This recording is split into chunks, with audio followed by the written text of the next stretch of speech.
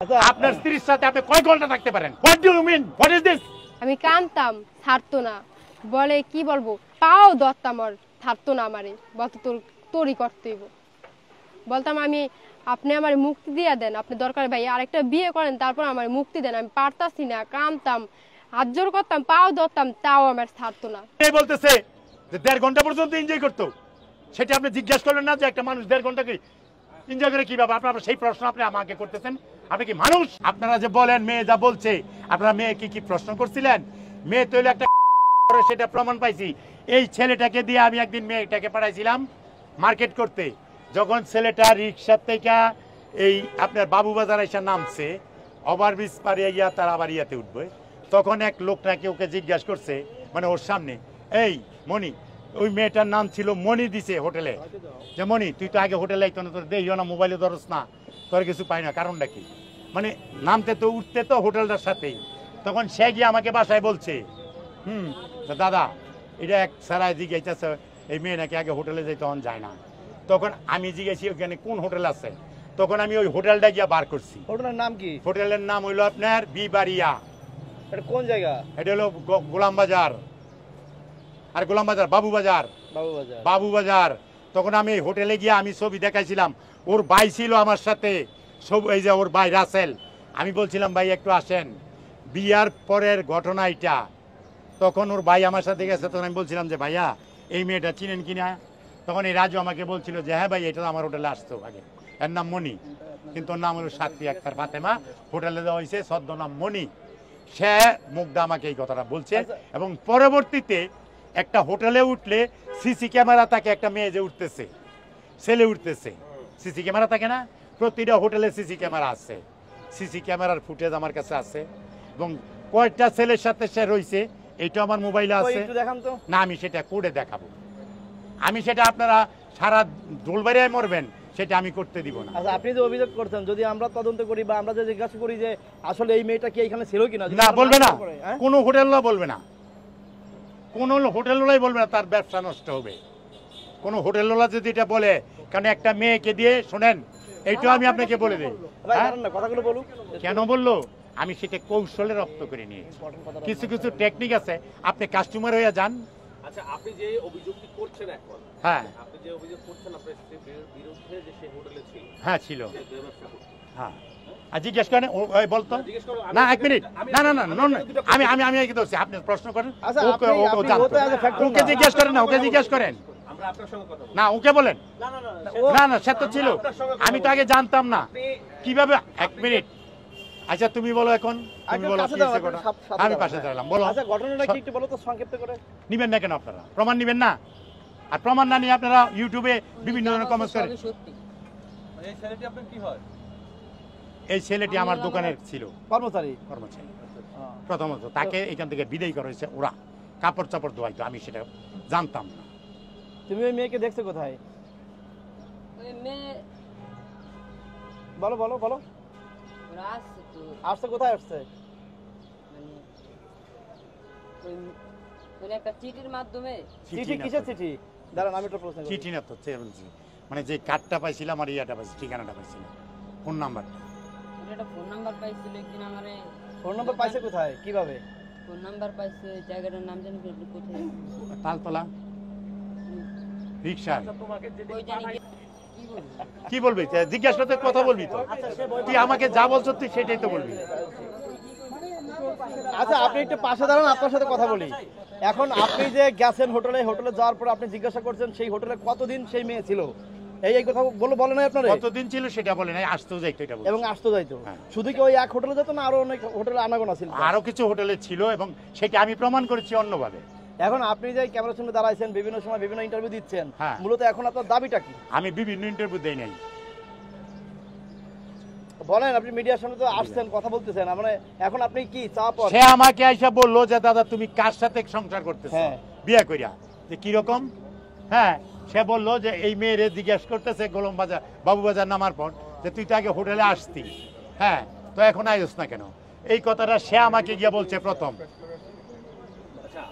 আমি আপনাকে বলি, সাধারণ ভাই, আপনি যে অভিযোগ করছেন আপনার স্ত্রী হোটেলে ছিল, আপনার স্ত্রী অভিযোগ করছে যে আপনি বিভিন্ন রকমের ওষুধ খেয়ে আপনাকে আমি একটা যৌন ওষুধ খাওয়া দেবো, কত টাকা লাগে আমি জানি না, সঠিক সেটা জানি না। এই বিষয়টা আপনার আপনি স্ত্রী, clear এক করেন। মিনিট, আপনি একটা ওষুধ খাইবেন, ওষুধ খেয়ে তারপরে টাকা বললেন, আমি টাকা দিয়ে দিচ্ছি, কয় ঘন্টা আপনার স্ত্রীর সাথে থাকতে পারেন, পরে এসে আমাকে ইন্টারভিউ নেবেন।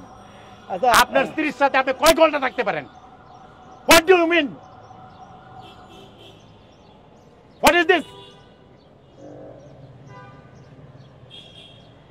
আচ্ছা শাহজাহান ভাই আরেকটা কথা জানতে চাই, ইতিমধ্যে আরেকটি কথা উঠেছে, আপনি যখন জেলে ছিলেন তখন আপনি কয়েকদিন নিয়ে একটা সিন্ডিকেট করে যারা নতুন যেত তাদের সাথে আপনি সিট বাণিজ্য করতেন, এই ধরনের একটা কথা উঠেছে। জেলে কোনো সিট বাণিজ্য হয় না, জেলে কোনো সিট বাণিজ্য হয় না। জেলে বহুত বড় বড় লোক গেছে, বহুত কোটিপতি গেছে, তারা আমাকে সম্মান করেছে, তারা আমাকে টাকা দিয়েছে, আমাকে দেখে টাকা দিয়েছে। কেন দিয়েছে? আমি তাদের সাথে ব্যবহার করছি। আমি যদি মানুষের সাথে জেলখানা থেকে আসছি আজকে 10 মাস, আমি রাস্তাঘাটে মানুষে পিটাইতো, রাস্তাঘাটে মানুষে উৎসাহিত লাইতো, এক কাপ চা তো দূরের কথা, যারা জেল যদি কেউ আগে পরে এখানে খাড়ে জিগায় দেখেন, তাদেরকে এক কাপ চাও কেউ ডাকডা খাওয়ায় না, আর আমাকে চা খাওয়ায়, যা খুশি খাওয়ায়, আবার টেকাও দেয়। ভাই আমি বাসে উঠলে বাসের ভাড়া নেয় না, আমি বাসে উঠলে বাসের ভাড়া নেয় না। কেন করে? আমি মানুষের সাথে ভালো ব্যবহার করেছি বিদায় সেটা বলে। এখানে আমার বহুত কিছু কাগজ আছে। আচ্ছা, এক আরেকটা মিনিট, বিষয়। এক মিনিট, আপনারা তো না দেখে গেলি বলেন, দেখে কথা দেখান বলেন। দেখান আপনার সব কাগজ। আমি হ্যাঁ হ্যাঁ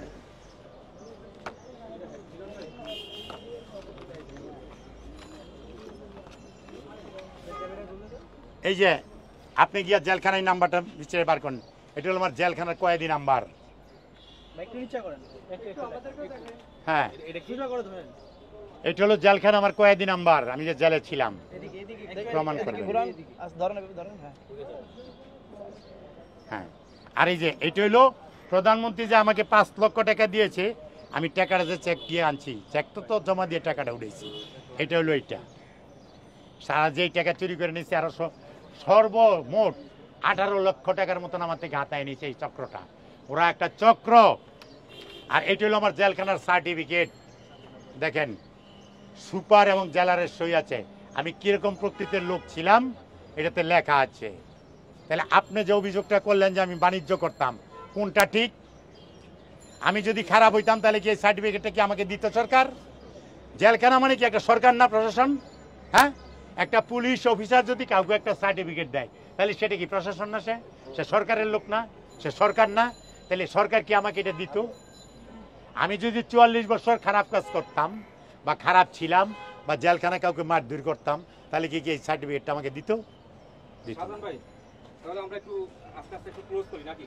এটা আপনার খুশি। না না, একটু ভিডিও কথা বলি আসেন।